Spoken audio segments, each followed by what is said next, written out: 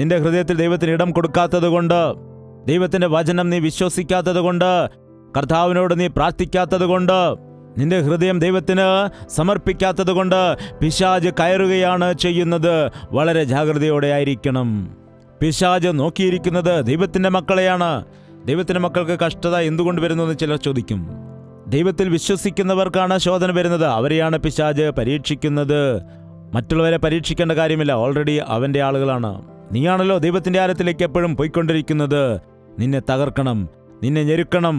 അതിനുവേണ്ടി അവൻ കച്ചകെട്ടിറങ്ങിയിരിക്കുകയാണ്. നീ ജാഗ്രതയോടെ ജീവിച്ചില്ല എങ്കിൽ ദുഃഖകരമാകും. ശൗലിന്റെ ജീവിതം പരിശോധിക്കുകയാണെങ്കിൽ മനസ്സിലാക്കും എത്ര ദുഃഖകരമായി പോയി. ദൈവത്തിന്റെ കയ്യാൽ സൃഷ്ടിക്കപ്പെട്ട വ്യക്തി, സ്നേഹിക്കപ്പെട്ട വ്യക്തി, ഉയർത്തപ്പെട്ട വ്യക്തി, എന്താണ് പറയുക? ദൈവത്തിന്റെ കയ്യാൽ സൃഷ്ടിക്കപ്പെട്ട വ്യക്തി, തിരഞ്ഞെടുക്കപ്പെട്ട വ്യക്തി, ഉയർത്തപ്പെട്ട വ്യക്തി, അനുഗ്രഹിക്കപ്പെട്ട വ്യക്തി ദൗർഭാഗ്യവാനായിപ്പോയി. ദൈവത്തിന്റെ തിരഞ്ഞെടുപ്പിനെ മറന്നു, ദൈവത്തിന്റെ സ്നേഹത്തെ മറന്നു. ദൈവം അവനെ ആക്കി വച്ചിരുന്നതായ സ്ഥാനത്തെ അവൻ മറക്കുവാനിടയായി. പിശാചിന് ഇടം കൊടുത്ത് തൻ്റെ ജീവിതത്തെ താൻ തന്നെ നടത്തി. നമ്മുടെ ജീവിതം ദൈവത്തിന്റെ കരങ്ങളിലാണ്, നന്നായിട്ട് പോകും. നിങ്ങൾക്കറിയാമോ, നിങ്ങളുടെ പിതാവ് കാർ ഓടിക്കുന്ന സമയത്ത് നിങ്ങളുടെ മകൻ വന്നിട്ട് പറയുകയാണ്, അപ്പാ ഞാൻ ഓടിക്കാം, എപ്പോഴും അപ്പൻ തന്നെയാണല്ലോ ഓടിക്കുന്നത് എന്ന് പറയുകയാണെങ്കിൽ, ഈ കാലത്ത് അനേകം കൊച്ചുകുട്ടികൾ അങ്ങനെ എടുത്തുകൊണ്ട് പോകാറുണ്ട് ചാവി. അവന് ചാവി എടുത്തുകൊണ്ട് കാർ ഓടിച്ചു പോവുകയാണെങ്കിൽ എങ്ങോട്ടായിരിക്കും പോകുന്നത്? പറയുക. നിന്റെ ജീവിതത്തെ നിനക്ക് നടത്താൻ കഴിയില്ല. നിന്റെ ശക്തി കൊണ്ട് നടത്താൻ കഴിയത്തില്ല. നിനക്ക് സ്വന്തം ശക്തി കൊണ്ട്, ദൈവത്തിന്റെ ശക്തിയില്ലാതെ സ്വർഗത്തിൽ പോകാൻ കഴിയില്ല. നിന്റെ സ്വയം പരിശ്രമം കൊണ്ട് അത് നടക്കുകയില്ല. അതുകൊണ്ടാണ് യേശുക്രിസ്തു ലോകത്തിലേക്ക് ഇറങ്ങി വന്നത്. അതുകൊണ്ടാണ് യേശുക്രിസ്തു ക്രൂശിൽ മരിച്ചത്. അതിനുവേണ്ടിയാണ് അവൻ ക്രൂശിൽ മരിച്ച് നമുക്ക് വേണ്ടി പാപപരിഹാരം ചെയ്തത്. അതുകൊണ്ടാണ് നമ്മളെ എല്ലാം അവൻ വിളിക്കുവാനിടയാകുന്നത്. നിന്റെ ജീവിതം കർത്താവിന്റെ കയ്യിലാണെങ്കിൽ അനുഗ്രഹിക്കപ്പെടും. അത് നിനക്ക് അനുഗ്രഹമാണ്. പച്ചയായ പുൽപ്പുറങ്ങളിൽ നീ കിടക്കുവാനിടയാകും. സ്വസ്ഥതയുള്ള വെള്ളത്തിനരികിലേക്ക് നീ നടക്കും. കുരിരിൽ താഴ്വരയിൽ കൂടി നടന്നാലും നീ ഭയപ്പെടുകയില്ല. എന്തുകൊണ്ടെന്നാൽ ദൈവം നിന്റെ കൂടെയുണ്ട്. ചിലർ പറയും, എൻ്റെ ഇഷ്ടമാണ്. അതുകൊണ്ടാണ് ശൗൽ തൻ്റെ ജീവിതത്തിൽ വീണുപോകാനിടയായത്. അവനെ ദുരാത്മാവ് ബാധിച്ചു, വിഷാദിക്കുവാനിടയായി. ഈ കാലത്ത് ലോകത്തിൽ 4 പേരിൽ ഒരു വ്യക്തി വിഷാദ രോഗത്തിന് അടിമയായി തീർന്നുകൊണ്ടിരിക്കുന്നുവെന്നാണ് പറയപ്പെടുന്നത്. ഡിപ്രഷൻ എന്ന് പറയുമ്പോൾ അത് വലിയൊരു നിരാശയാണ്. ഡിപ്രഷൻ എന്ന് പറയുമ്പോൾ എന്നെക്കൊണ്ട് ഗുണമില്ല, എന്നെക്കൊണ്ട് പ്രയോജനമില്ല, വേസ്റ്റാണ്, വേസ്റ്റ്, എൻ്റെ ലൈഫ് വേസ്റ്റായിപ്പോയി. ഇംഗ്ലീഷൊക്കെ പിന്നെ അപ്പോൾ പറയുകയുള്ളൂ, എൻ്റെ ലൈഫ് വേസ്റ്റായിപ്പോയെന്ന് പറയും. ഇനി ഞാൻ ജീവിച്ചിരിക്കത്തില്ല, ഞാൻ മരിക്കും. എൻ്റെ ഇഷ്ടമാണ് ഞാൻ മരിക്കുന്നത്. എന്നെ ആരും തടയത്തില്ല. എനിക്ക് വേണ്ട, എൻ്റെ കല്യാണം വേണ്ട, ആരും എന്നോട് പറയണ്ട, ഇവളോടൊപ്പം ഞാൻ ജീവിക്കത്തില്ല. ചീത്ത വിളിക്കുകയും ബഹളം വയ്ക്കുകയും കരയുകയും ചെയ്തുകൊണ്ടേയിരിക്കും. എന്താണ്? എല്ലാം അറിയാവുന്ന പോലെ ഇരിക്കും, പിന്നെ ഒന്നും അറിയാത്ത പോലെ കരയും. ശൗലിന്റെ സ്വഭാവം നോക്കിയാൽ വളരെ വിചിത്രമായ രീതിയാണത്. ശൗൽ എന്താണ് ചെയ്തത്? ദാവീദിന് മകളെ വിവാഹം കഴിച്ചു കൊടുത്തു. തൻ്റെ മരുമകനാണ്. എന്നിട്ടെന്താണ്? മരുമകനെ കൊല്ലുവാൻ വേണ്ടി പദ്ധതി ഒരുക്കിക്കൊണ്ട് പുറകെ നടക്കുകയാണ്. ദാവീദിനെ കൊല്ലുകയാണെങ്കിൽ ആരാണ് വിധവയാകുന്നത്? അത്രമാത്രം വിവരമില്ലേ? നോക്കൂ, ഒരു ദിവസം കുന്തം വലിച്ച് എറിയുവാനിടയായി. പെട്ടെന്ന് ദാവീദ് ഒഴിഞ്ഞു മാറിയത് കൊണ്ടാണ് ജീവൻ രക്ഷിക്കുവാനിടയായത്. ചില ആളുകൾ ഡിപ്രഷനിൽ പോകുന്ന സമയത്ത് അവർ സ്വയം ഉപദ്രവിക്കുകയും മറ്റുള്ളവരെ ഉപദ്രവിക്കുകയും ചെയ്യും. വീട്ടിലിരിക്കുന്ന ഫോണും കണ്ണാടിയും ഒക്കെ വലിച്ചെറിഞ്ഞ് പൊട്ടിക്കുകയും മറ്റും ചെയ്യും. നിങ്ങളുടെ വീട്ടിൽ അങ്ങനെയുള്ള ആളുകളുണ്ടോ? അങ്ങനെയുള്ളൊരു കോപം വന്നാൽ ജാഗ്രത, സൂക്ഷിച്ചിരിക്കണം കേട്ടോ. അമ്മേ, പെട്ടെന്ന് ആ ഗ്ലാസ്സൊക്കെ എടുത്ത് മാറ്റിവെക്ക്, കണ്ണാടിയൊക്കെ എടുത്ത് മാറ്റിവെക്ക്. ദേഷ്യപ്പെട്ട് വരുന്നുണ്ട്, എന്ത് ചെയ്യുമെന്ന് പറയുവാൻ കഴിയത്തില്ല. അങ്ങനെയുള്ളവരാണെങ്കിൽ അത് ദുരാത്മാവാണ്. മനുഷ്യനെ പോലെ തന്നെ പ്രവർത്തിക്കണം.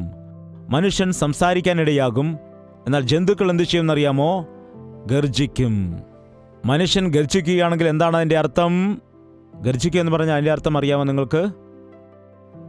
അത് മൃഗങ്ങൾ ചെയ്യുന്നതാണ്. അതറിയില്ലേ? ഒച്ചയും ബഹളവും നിലവിളിയും. അങ്ങനെയല്ലല്ലോ മനുഷ്യർ സംസാരിക്കുമ്പോൾ സമാധാനത്തോടെ സംസാരിക്കണ്ടേ? ഒരു ദിവസം ഞാൻ ട്രെയിനിൽ യാത്ര ചെയ്ത് പോകുന്നതായ സമയത്ത് ഒരു ഭാര്യയും ഭർത്താവും 4 പിള്ളേരുമായിട്ട് അവരുടെ ടിഫിനൊക്കെ ആയിട്ട് ട്രെയിനിൽ കയറാനിടയായി. കയറിയ സമയത്ത് അവർ സംസാരിക്കുകയാണ്. എടീ, എവിടെയാണ് കൊണ്ടുവച്ചത് ചോറ്? ആ കമ്പാർട്ട്മെന്റിലുള്ള എല്ലാ ആളുകളും നോക്കിക്കൊണ്ടിരിക്കുകയാണ്. അവിടെ കൊണ്ടുവച്ചിട്ടുണ്ട്, വേണമെങ്കിൽ എടുത്ത് കഴിക്ക് എന്നവർ പറയുന്നു. അപ്പോഴൊരു കുട്ടി വന്നിട്ട്, അമ്മേ എനിക്ക് ചോറ് തരത്തില്ലേ? എന്താണ് എല്ലാ ആളുകളും അത് ശ്രദ്ധിക്കുകയാണ്, ഇവർ യഥാർത്ഥത്തിൽ മനുഷ്യർ തന്നെയാണോ എന്ന്. എന്താണ് ബഹളം വയ്ക്കുന്നത്? ചോറ് തരാൻ പറഞ്ഞാൽ പോരെ? അവിടെ വെച്ചിട്ടുണ്ട്, കഴിക്കാൻ പറഞ്ഞാൽ പോരെ? വെറുതെ ഒച്ചയും ബഹളും. കാരണം എന്താണ്? ഇംബാലൻസ്. നിന്റെ ബ്രെയിന് ഇംബാലൻസ് ആയിരിക്കുന്നു. നിനക്ക് നിയന്ത്രണം നഷ്ടപ്പെട്ടിരിക്കുന്നു. കൺട്രോൾ ചെയ്യുവാൻ കഴിയുന്നില്ല. നിന്റെ ശബ്ദത്തെ കൺട്രോൾ ചെയ്യാൻ കഴിയുന്നില്ല. നിന്റെ സംസാരത്തെ, നിന്റെ ചിന്തകളെ നിനക്ക് നിയന്ത്രിക്കുവാൻ കഴിയുന്നില്ല. പലരുടെയും അവസ്ഥ അതാണ്. ശൗലിന്റെ അവസ്ഥ അതായിരുന്നു. ഡിപ്രഷനിലാകാനിടയായി, വിഷാദത്തിലാകാനിടയായി, നിയന്ത്രണം നഷ്ടപ്പെട്ടു. ദേഷ്യവും പകയും പിണക്കവും. നോക്കുക, മറ്റുള്ളവരെ ഉപദ്രവിക്കുന്നു. യോനാഥാൻ സ്വന്തം മകനാണ്. അവനോട് കോപം കാണിക്കുവാനിടയായി. എടാ, വേശ്യയുടെ മകനെ എന്നാണ് വിളിച്ചത്. അതായത് ഭാര്യയാണ് വഴക്ക് പറയുന്നത്. അതെന്താണെന്ന് അറിയത്തില്ല. നമ്മുടെ നാട്ടിൽ ദേഷ്യം വന്നാൽ ഭാര്യയും വഴക്ക് പറയും, ഭാര്യയുടെ മാതാപിതാക്കളെയും വഴക്ക് പറയും. അതും വലിയ ചീത്തയാണ് വിളിക്കുന്നത്. ഭർത്താവ് ചെയ്ത കുറ്റത്തിന് ഭർത്താവിൻ്റെ മാതാപിതാക്കളെ എന്തിനാണ് ചീത്ത പറയുന്നത്? അവർ ആ വ്യക്തിയെ പ്രസവിച്ച് വളർത്തി വലുതാക്കി വിവാഹം കഴിപ്പിച്ചു കൊടുത്തു. നിനക്കിപ്പോൾ എന്തെങ്കിലും പ്രശ്നമുണ്ടെങ്കിൽ ഭാര്യ ഭർത്താക്കന്മാർ വഴക്കുണ്ടാക്കുന്നതിന് പകരമായിട്ട് അമ്മയും അപ്പനും എന്താണ് പിഴച്ചത്? കൂടപ്പിറപ്പുകൾ എന്താണ് പിഴച്ചത്? ദുരാത്മാവാണിത്, ദുരാത്മാവ്. നിന്റെ നാവിൽ ചീത്തവാക്കുകൾ പറയാൻ പാടില്ല. നിന്റെ നാവ് കൊണ്ട് ചീത്തവാക്കുകളും അശ്ലീലമായ വാക്കുകളും പറയുവാൻ പാടില്ല. ആ വാക്കുകൾ വരുന്നത് ദുരാത്മാവിൽ കൂടിയാകുന്നു. നീ യഥാർത്ഥ ഒരു ദൈവ പൈതലാണെങ്കിൽ നിന്റെ വാക്കുകൾ ഉപ്പിനെ പോലെ രുചി വരുത്തുന്നതായിരിക്കും. അത് എന്ന് പറഞ്ഞാൽ അതെന്നും, അല്ലെന്ന് പറഞ്ഞാൽ അല്ല എന്നും. എന്നാൽ വഴിതെറ്റിപ്പോകുമ്പോൾ ഒച്ചയും ബഹളവും ദേഷ്യവും കരച്ചിലും. മകനെ കൊല്ലുവാൻ പരിശ്രമിച്ചു, മരുമകനെ കൊല്ലുവാൻ വേണ്ടി ശ്രമിച്ചു, കരഞ്ഞുകൊണ്ടിരിക്കുകയാണ്. 38 വർഷം ദൈവം നോക്കിയിരുന്നു. എത്ര നല്ല ദൈവമാകുന്നു നമ്മുടെ ദൈവം. ശൗലിനെ രാജാവാക്കിയതിനു ശേഷം 2 വർഷം മാത്രമാണ് ശൗല് ദൈവത്തെ അനുസരിച്ചുകൊണ്ട് ദൈവത്തിന്റെ ഹിതപ്രകാരം പോയത്. പിന്നീടുണ്ടായിരുന്നതായ 40 വർഷങ്ങളിൽ 38 വർഷവും ശൗല് ഇതേ രീതിയിൽ തന്നെയാണ് ജീവിച്ചത്. അവൻ മാറാനിടയാകും. അവന്റെ ജീവിതത്തിൽ ഒരു മാനസാന്തരം ഉണ്ടാകും, ഒരു മാറ്റമുണ്ടാകും. അവന് തന്റെ അവസ്ഥയെ മനസ്സിലാക്കിക്കൊണ്ട് ഈ ദിവസങ്ങൾ എൻ്റെ അടുക്കിലേക്ക് തിരിയുമെന്ന് പറഞ്ഞുകൊണ്ട് ദൈവം കാത്തിരുന്നു. ഈ ദിവസങ്ങളിൽ അങ്ങനെയുള്ള ആളുകൾ, അവരോടും കർത്താവ് അതാണ് പറയുന്നത്. എനിക്ക് 30 വയസ്സായി 40 വയസ്സായി ഒരു കുഴപ്പവുമില്ല എന്ന് പറയുന്നു. എന്നാൽ നിന്റെ ജീവിതത്തെ നോക്കി ദൈവം എത്രത്തോളം ക്ഷമയോടെ ഇരിക്കുന്നുവെന്നറിയാമോ? നീ ഇനി മാനസാന്തരപ്പെടും. നിന്റെ ദുശീലം അവസാനിപ്പിക്കുമായിരിക്കും. നിന്റെ ദുഷ്സ്വഭാവം അവസാനിപ്പിക്കും. നിന്റെ സ്വഭാവം മാറ്റിക്കൊണ്ട് ദൈവത്തെങ്കിലേക്ക് തിരിയുമെന്ന് അറിഞ്ഞ ദൈവം കാത്തിരിക്കുകയാണ് ചെയ്യുന്നത്.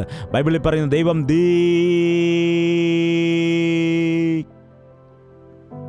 അതിനവസാനമില്ല. ദൈവം ദീർഘക്ഷമയുള്ളവനാണ്. എത്രമാത്രം എന്ന് പറഞ്ഞാൽ 30, 40, 50 വർഷങ്ങൾ ഒരു ദോഷവും ചെയ്യാതെ ഇവൻ മാറാനിടയാകും, ഇവൻ നന്നാകാനിടയാകും. ഇവന് വേണ്ടി ഞാൻ എൻ്റെ രക്തത്തെ കൊടുത്തതാണ്. ഇനി അടുത്ത മീറ്റിങ്ങിലായിരിക്കും ഇവൻ മാനസാന്തരപ്പെടുന്നത്, അല്ലെങ്കിൽ അടുത്ത മീറ്റിങ്ങിൽ എൻ്റെ മകൻ മാനസാന്തരപ്പെടാനിടയാകും. അങ്ങനെ ദൈവം കാത്തിരിക്കുന്ന സമയത്ത് നീ സന്ദേശങ്ങൾ കേട്ടിട്ടും വർഷങ്ങളായിട്ട് മാനസാന്തരപ്പെടാതെ ഇങ്ങനെ തന്നെ ജീവിച്ചു പോയാൽ നീക്കുപോക്കില്ലാതെ നശിച്ചു പോകുവാൻ ഇടയാകുമെന്നാണ് പറയുന്നത്. അതാണ് ശൗലിന് പറ്റിയത്. 38 വർഷം ദൈവം കാക്കുവാനിടയായി. എന്നാൽ ശൗല് മാറിയില്ല. അവസാനം എന്താണ് അവന് സംഭവിച്ചത് നോക്കൂ. അതെന്താണെന്ന് നമുക്ക് മനസ്സിലാക്കി നിർത്താം. എന്താണ് ചെയ്തത് അറിയില്ലേ? ഇല്ലെങ്കിൽ നോക്കൂ. 1 ശമൂവേലിന്റെ പുസ്തകം 31-ാമത്തെ അധ്യായം 3-ാമത്തെ വാക്യം. എന്നാൽ പട ശൗലിന്റെ നേരെ ഏറ്റവും മുറുകി, വില്ലാളികൾ അവനിൽ ദൃഷ്ടിവെച്ചു. വില്ലാളികളാൽ അവൻ ഏറ്റവും വിഷമത്തിലായി. ശൗൽ തന്റെ ആയുധവാഹകനോട്, ഈ അഗ്രചർമ്മികൾ വന്ന് എന്നെ കുത്തിക്കളയുകയും അപമാനിക്കുകയും ചെയ്യാതെ ഇരിക്കേണ്ടതിന് നിന്റെ വാളൂരി എന്നെ കുത്തുക എന്ന് പറഞ്ഞു. ആയുധവാഹകൻ ഏറ്റവും ഭയപ്പെട്ടതുകൊണ്ട് അവന് മനസ്സ് വന്നില്ല. അതുകൊണ്ട് ശൗൽ ഒരു വാൾ പിടിച്ചു അതിൻ്റെ മേൽ വീണു. ഇത്രത്തോളം ജീവിച്ചിട്ട് അവസാനം എങ്ങനെയായിരുന്നു അവൻ മരിച്ചത്? ദൈവം അവന് നല്ല ആരോഗ്യമുള്ള ശരീരം കൊടുത്തു, അവന് സൗന്ദര്യം കൊടുത്തു, അവനെ രാജാവാക്കി മാറ്റി. ദൈവം ദാസന്മാരെ കൂട്ടായിട്ട് കൊടുത്തു, പുതിയ ഹൃദയം അവന് കൊടുത്തു. നീ രാജ്യം ഭരിക്കുക, എൻ്റെ ഹിതം ചെയ്യുക, എൻ്റെ പദ്ധതി നിറവേറ്റുക എന്ന് പറഞ്ഞപ്പോൾ ദൈവത്തിൻ്റെ വാക്ക് കേൾക്കാതെ തൻ്റെ ഇഷ്ടം പോലെ പ്രവർത്തിച്ചിട്ട് അവസാനം ജീവിതം നാശത്തിലായി.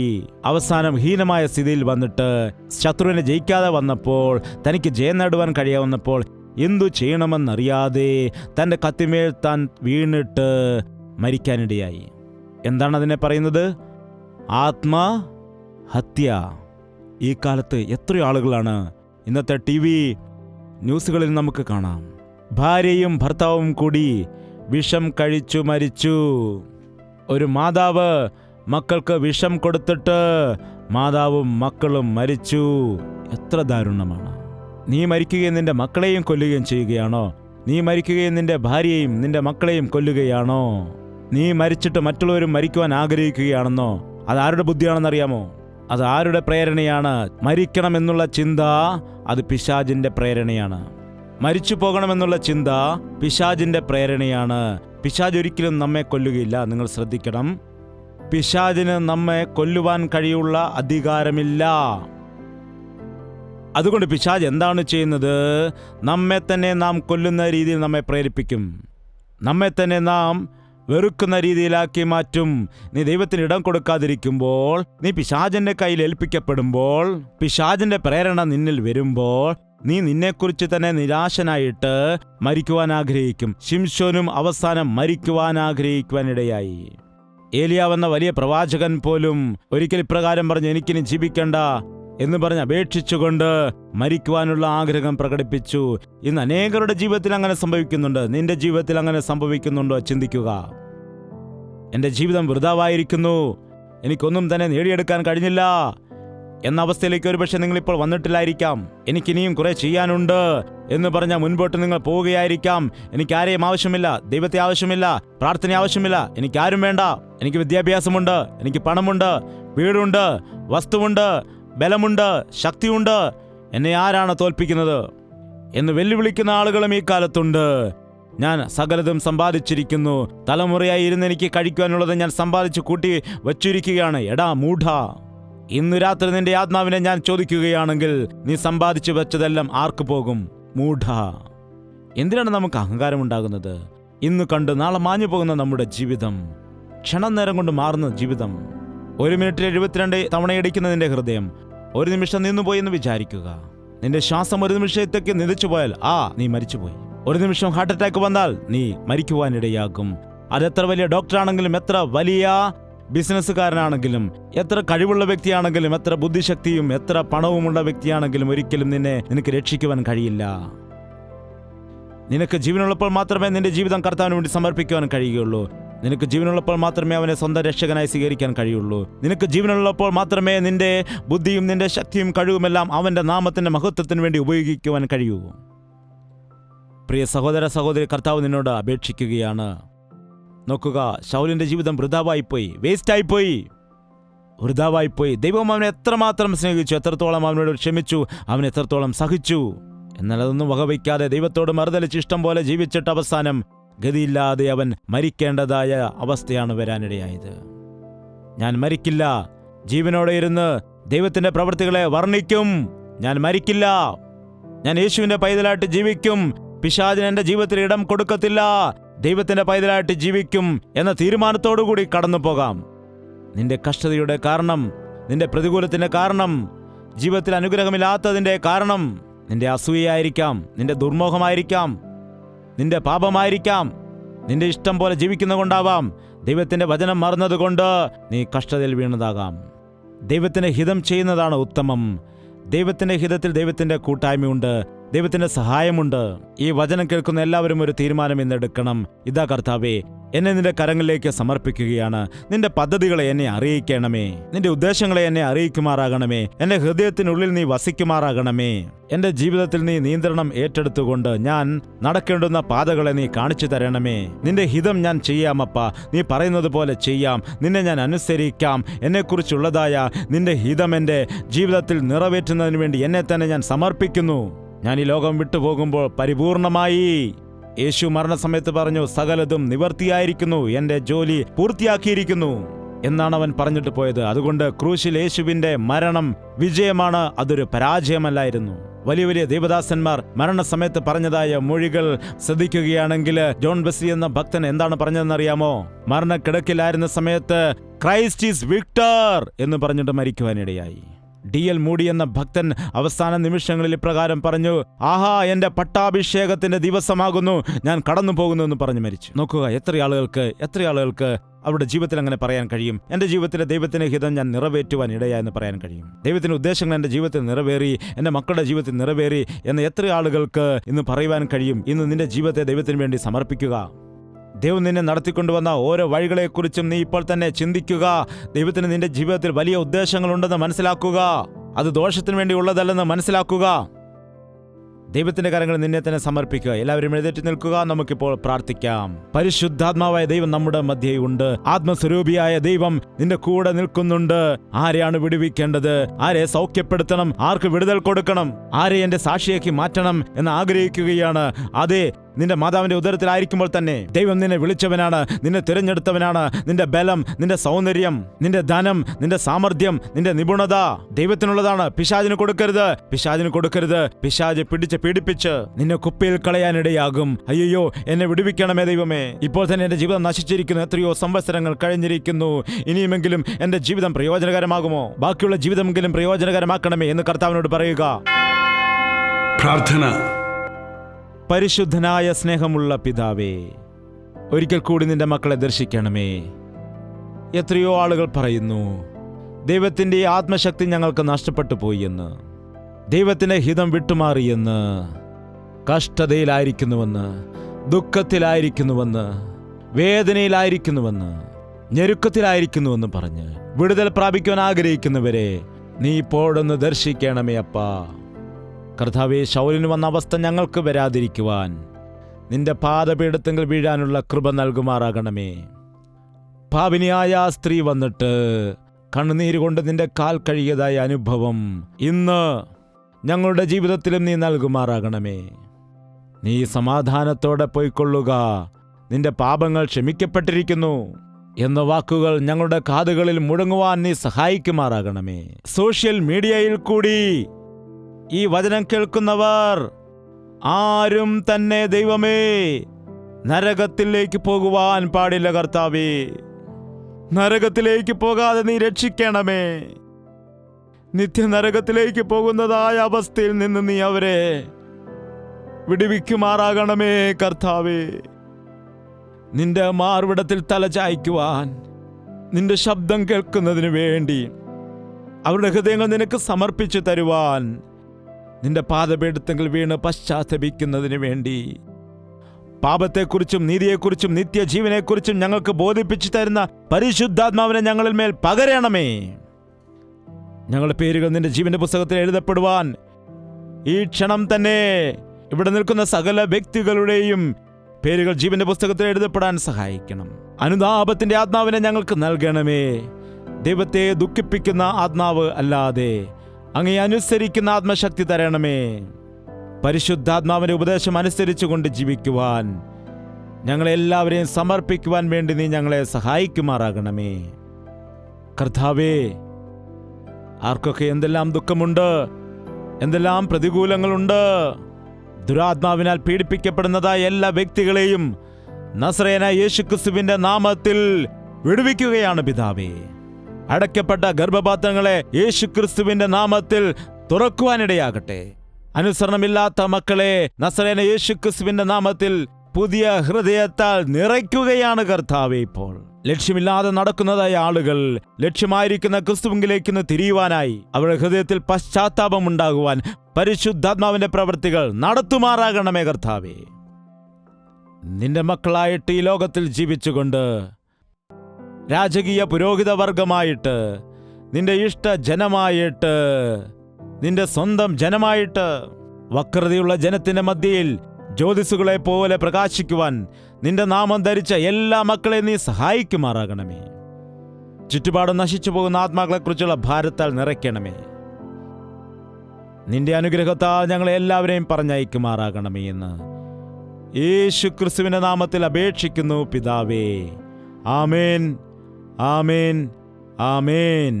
യേശുവേ, യേശുവേ, യേശുവേ, യേശുവേ, യേശുവേ, യേശുവേ, യേശുവേ, യേശുവേ